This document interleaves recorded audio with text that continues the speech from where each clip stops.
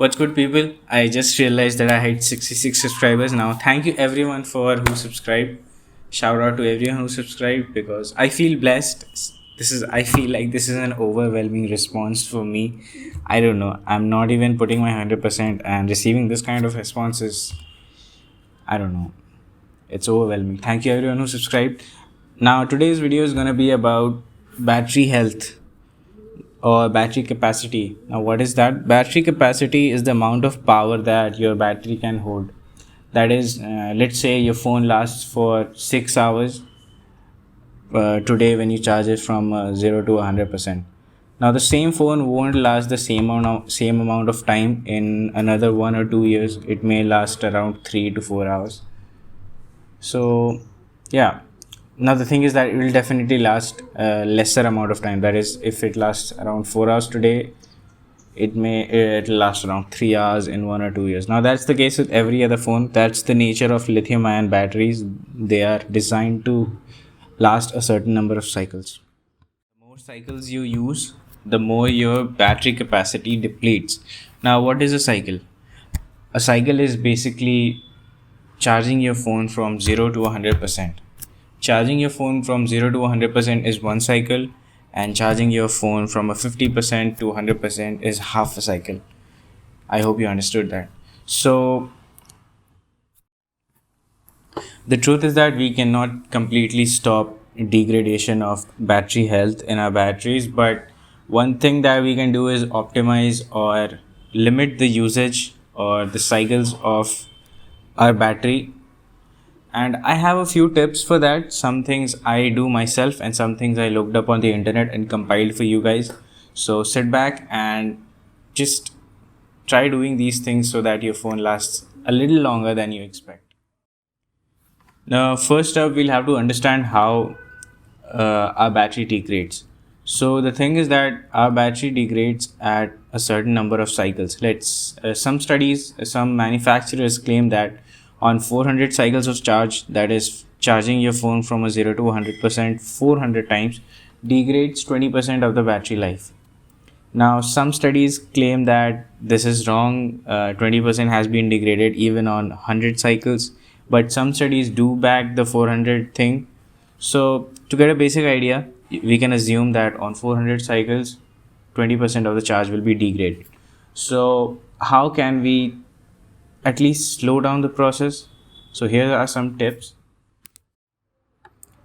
So, the first tip is avoiding extreme hot or cold conditions. If your phone gets very hot or very cold, it can strain the battery and shorten its lifespan.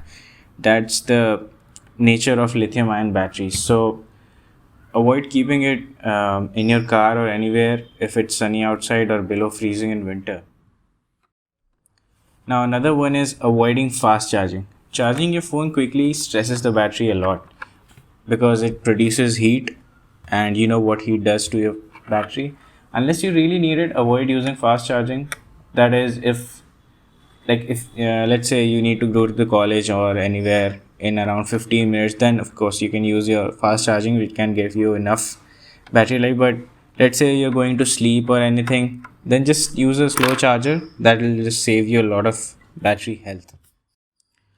uh, you can also avoid draining your battery all the way to 0% or even charging it all the way to 100%.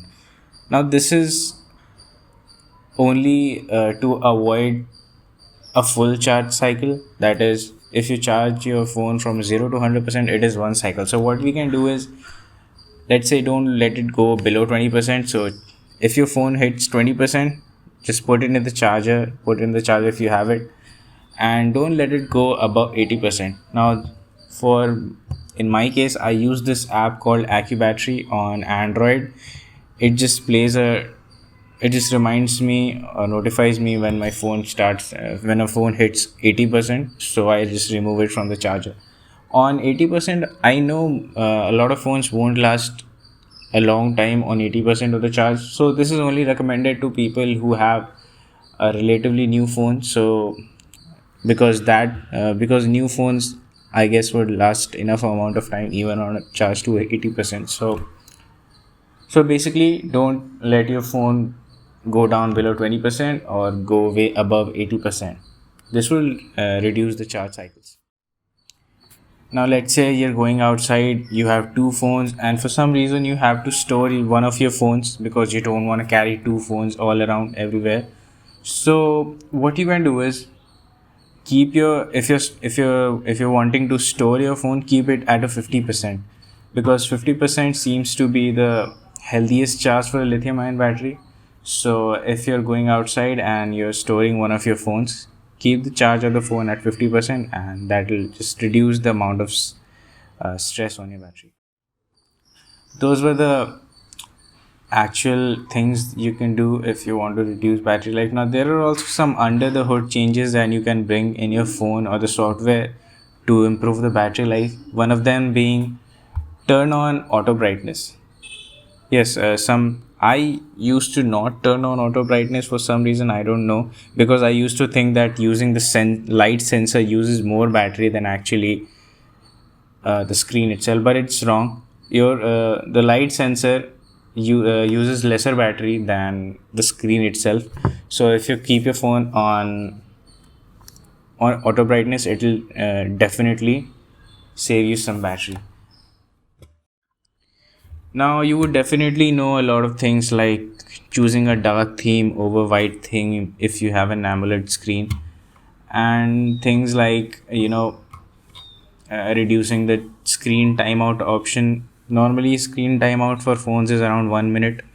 That is, if you leave your phone idle for 1 minute, it locks itself. The screen goes dark. So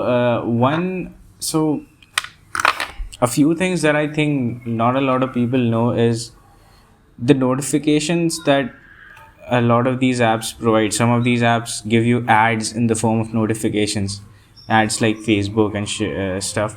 So you can just if you don't want to delete them, you can just limit the notification. You can just turn on notifications from app you don't need the notifications from, like maybe say YouTube or even Facebook or Instagram.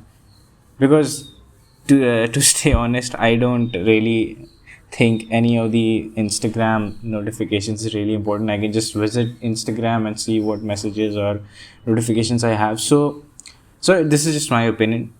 Do it for every app. Do it for whatever app that you want, but yeah, limit the number of notifications that you receive on your phone, and also limit the number of apps that you can go into your phone's settings and go into battery, and then look what are the then your phone does tell you what are the apps that use battery a lot. Now, there are a few apps that notoriously use a lot of your battery, even when they're not in use. Maybe they're just collecting some data or something. You can restrict the data or the battery that you use, that these apps use in the background. Just go into the app info or app settings of the particular app and restrict the amount of background data that it uses. And another one that I think not a lot of people would agree is that buying the premium version of ad supported apps that you use frequently. Now, in my case, this is I have an app called AccuBattery. I think I talked about it. AccuBattery is a great app for me because it reminds me when my phone is at 80%, and it also gives you a lot of useful data like like the actual battery capacity of your battery, like the battery health on iPhone. You can use if you want to know the battery health on Androids, you can use this app called AccuBattery. Now, I bought this ad free version of the app because I thought this is very useful. In the same way, you can buy you can buy premium versions of the apps that you use very frequently. That will also remove the number of ads. And since ads are very frequently refreshed, they do use a lot of battery. So if you use an app that does not have ads, that will ultimately lead to saving batteries. And another one is, I think, managing radios. What this means is that don't use like, let's say you have NFC in your phone and you don't really use it for payment or anything. Just turn it off, because I don't really know how much of a difference it makes, but just turn it off. Why Why do doubt? You definitely don't use it, so just turn it off. uh, yeah, I think that was it. That was all the things that I do for saving battery life on my phone. So do let me know what you do to save battery life or battery health on your phone. I would like to also know some of the things that you all do, so I can use that for myself, because I'm a very anxious person when it comes to batteries. I do not want my phone's battery capacity to degrade. So thank you very much. That's all for today, for this video, and thank you for everyone who subscribed. I'll see you in the next one.